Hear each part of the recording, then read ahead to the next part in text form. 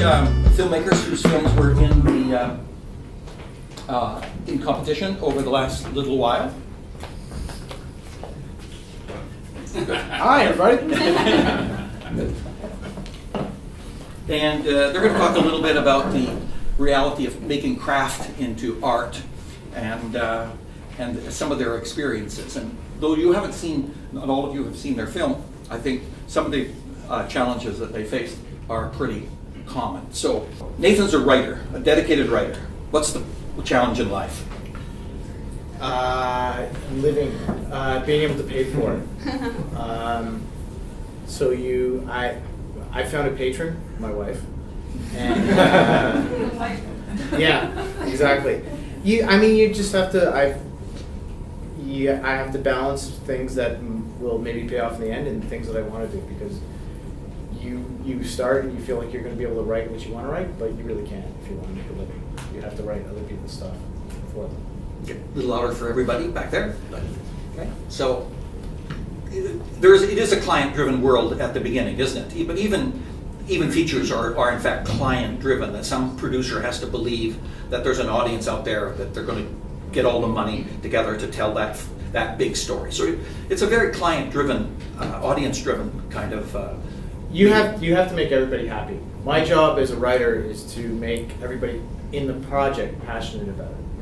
I have to make somebody who has money want to turn the money over. I have to make a director want to direct the story. So, I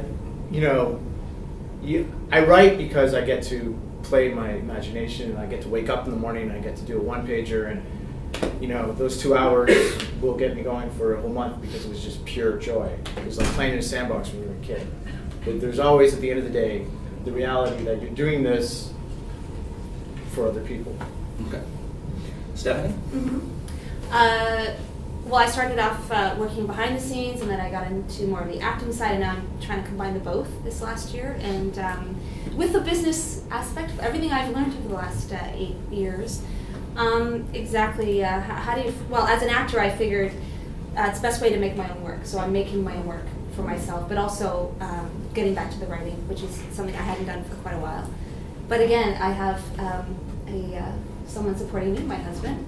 There's no other way I could do it. No other way. As an actor, you can't just have a 9-to-5 job. As a filmmaker too, either you do that, but then you're working into the evening, and it's an impossible situation. So, I think just getting together with people who are just as passionate, and getting writers together. So that's why something like this is so good, is because then you meet everybody, and then it's like, okay, get your team together. It may not work for this film, but then you keep learning, you keep adding a good group of people together, and that's the only way to get it done. And then everyone pitches in where they can, they use their talents that way, and I think that's the only way to get it done is collaborative, honestly, with passionate people. I hired once a guy called Joe Wiesenfeld, who was one of the few people in Canada who's won an Oscar for a Canadian drama. And he said about actors, he said, they are the instruments on which everyone in the film business makes their music. And so just think about, the courage it takes to get up on and do these kinds of things. It's not only difficult craft, but it also is a very courageous kind of craft. So it's a tribute to you, and also the fact that you're learning about the other side of it, and it's great that you can contribute on that side as well. Mm-hmm. So, Christian? I agree with Stephanie in the sense that you do have to create your own positions. I went to Algonquin College and took TV broadcasting, and what I like directing, it's my favorite thing in the world. So.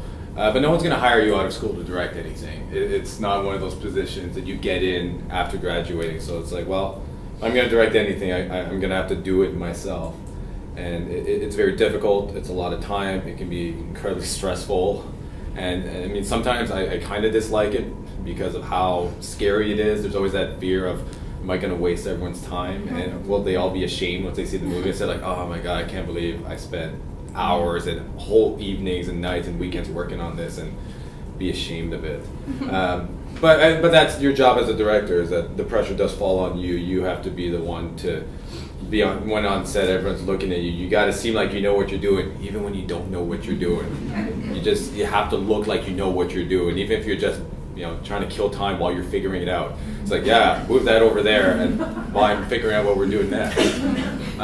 But it's a lot of pressure on you, and that's why, like Stephanie's also, it's great to have a good team of people, and things like this are great.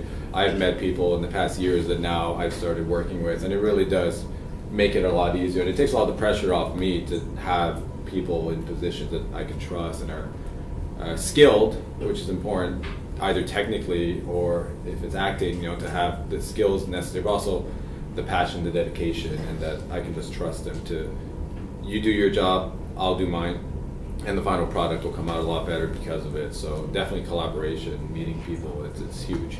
We were talking about it earlier, just the fact that you have to, at one point you have to give up control, like this whole aspect of control, and I'm a big control freak, so, and if you're bringing people in, if you're bringing a DOP in and an editor, you have to let them do their job, even if it's not exactly what you, as a writer or a producer, exactly, imagined.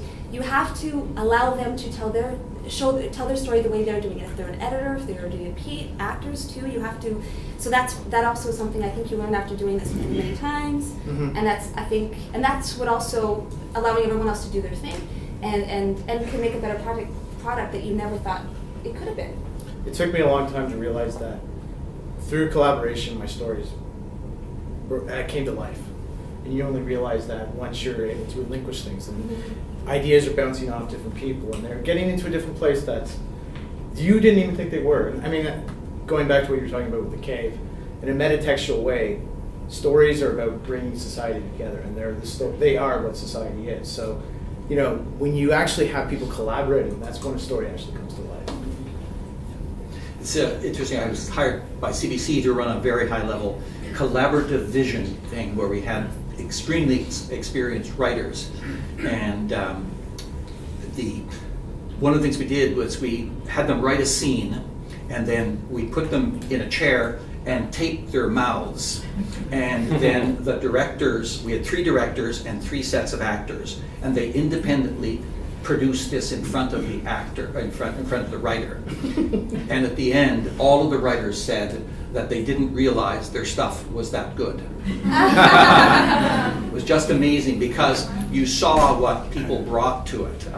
If I had more time, I could go through some of those things, but that's, this whole business of trusting other people and learning how to get the best out of them, you just, don't read the crap that comes out of Hollywood, but read the people who talk about the actor's director, or the actor's actor, or the writer's writer, the people who everyone respects because of their craft, not because of their beautiful face or their power or whatever, but rather those people who understand how cinema or television or whatever works. They're the people you've got to read.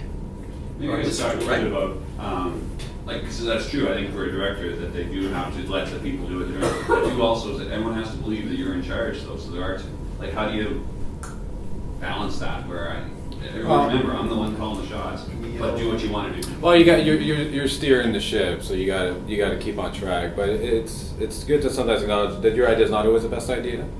Oftentimes, sometimes it is. But when a good idea is a good idea, regardless of who brings it up. So if we're on set and someone's like, what if we did something like that? And it may not have been the way I was thinking of doing it, but sometimes it can be a better idea. And it's really important to just be open to that. But I mean, sometimes you have to say no to that. Oh, for sure. I mean, sometimes it can be a good idea, but it's the movie as a whole. And that's the thing when you're directing. It's big picture. You got to micromanage and you got to pay attention to all the details, but the most important thing is the big picture. You can't let the movie get away from you on any kind of tangent, either technically or creatively. You got to keep the whole, and that's what's important. There's got to be a flow, a tone, a consistency to the movie that individual choices could throw off, but other choices could really add to it.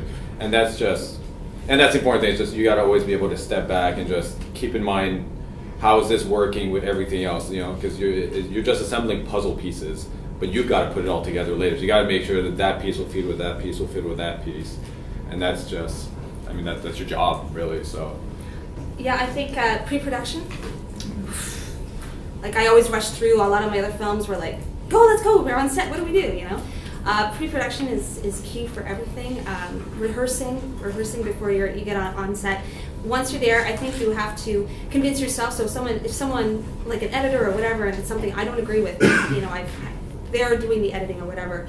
I think you have to convince yourself why it's not a good idea. And if you can't, then you explain why. You know, you need to know why that idea is not a good idea, but you have to think about it and convince yourself why it is or it isn't, and then explain it, and not just. So then they understand where you're coming from. They understand, you know, because if you understand exactly what the story is, you'll know what's right and what's not going to work. So people are on the same page before you even get. Yeah, and if you didn't do all that pre-production stuff, then you go to number 2, which is convince yourself. You know, if you can't, then it's possibly a better idea, and go with it. You know.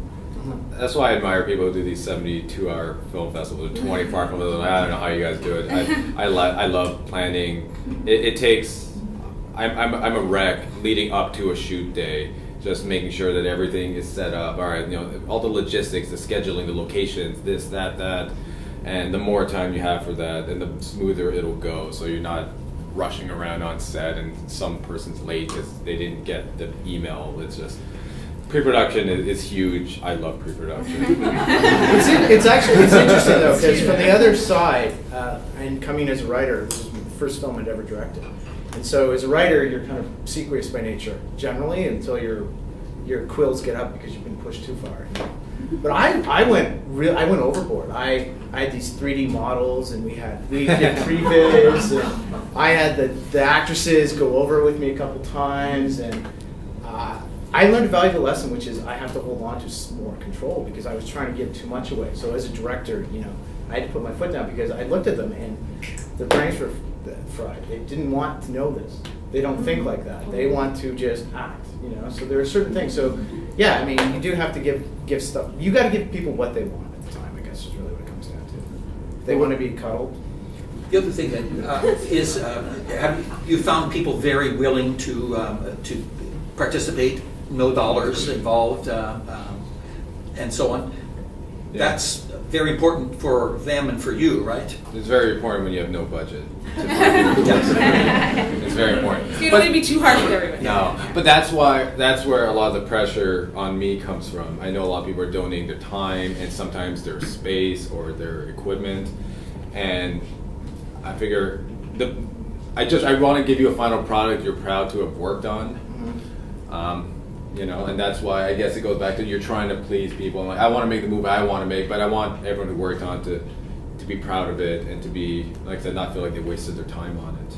And that's where a lot of the pressure, and that's why pre-production is great. So that way, you know, you want to feel planned, you want to feel organized, so you're not wasting people's time. So you're not on set wondering, all right, what do we do next? And you're not figuring out as you go along. At least not for me. I like being very controlled and planned. But what's great about pre-production is that pre-production is the stage when anything can happen. This movie can be anything. You know, it's still writing, you're planning, maybe we could do this, we could do this, we could do that. And it's like you have this whole world, then you shoot it, and all of a sudden it's like, all right, now we've only got this. Here's what we filmed. And then you're editing, and now you've got that. It's like, well, we can only work with what we filmed. And so the funnel keeps getting smaller. But pre-production is great because anything can happen. And then logistics and reality get in the way, and you're like, all right, well, we'll do that. The car chase disappears. Yeah. Once you start looking to the logistics, it's like, all right, maybe not the car chase. I think in general people are really, really open, especially in Ottawa. Yeah. It's you know, it's an interesting time because everybody wants to sort of create a. It is. It's a completely different time. 35 years ago or something like that, we created an organization called OFTA, Ottawa Hall Film and Television Association. And in it, everybody could join. Producers, directors, actors, writers, techies, and whatever. And in a small community like this, I think that's really, really important. And I'm kind of disappointed that it's now producers only, and it's now it looks like it's going to be taken over by Oak Ridge, which is great because new media is, there's no doubt about this, it is the future, not the wave of the future, it is the future. And so that's going to be a positive side, that they're going to get the local technology people involved. But at your level, in terms of developing yourselves as storytellers or contributing in any way to storytelling, volunteering to participate in these things, you cannot go to the set without learning something, no matter if you're a writer or a director or a producer. So even if you're just walking around with lights, you're going to learn about what filmmaking is all about, and so on. And so I can't urge you strong enough to continue, stay in touch with one another, contribute to the films any way you can, whether you just cater, like film crews move on their stomachs, and so if you are a good cook, bring some food and beer, that, and then learn, particularly those people who don't understand or haven't much experience on the floor. That's very, very important. So, final word from each of you, if you were to give a little nugget of wisdom. Do it yourself. This is a brave new world. You don't have to go to Toronto anymore to get your film processed. You can do it here, and you can control basically. You can be your own yes and no. I made many mistakes early on where I went to people who could say maybe. And Okay, good advice. I guess it would be just do it. Don't edit yourself before you even start anything. Just keep going, keep at it, and keep working, keep trying with different people, getting involved in as many things just to meet different people in the industry. Get to know the actors, go and see as many short films out there, see what kind of there's tons of talent in Ottawa, acting wise and everything else. So it can be done in Ottawa. It's a completely different system now, so yeah, I just do it. Don't stop. Sounds like not a bad prescription for life. Yeah. No, it is. It's a very different environment right now in Ottawa, and it's great. It's great. When I've been making movies since I was 14. We used to just run around my VHS camera, and people would be like, "What do you guys do?" It's like, "We're making movies." Like, "Oh, that's cute." And there was like 8 of us in the city making a movie. But now there's this great community, and it kind of comes down to the same thing. Just do it. I mean, I know people who have talked about wanting to make movies, and they never do it. And that's how you learn. You just do it. Even if, trust me, your first few movies will not be great, but you will learn. Every time you do something, you'll learn, and then the next one gets better, and the next one gets better, and they just keep improving. So every time I make a movie, I look at the last one and be like, that was crap, but this new one is good. But you do learn every time, so really just do it. There's a great community. There's equipment. There's, the technical know-how is here. The creative know-how is here now. So yeah, it's just start grabbing some people and just do it. And there's an audience for everything. So if you think your film is terrible, someone out there's going to laugh at it. It's going to be funny, or someone's going to love it or cry. You have no idea. That's what so amazes me, where people laugh at it. I'm like, I didn't think that was funny, but somebody did, so that's good. Yeah.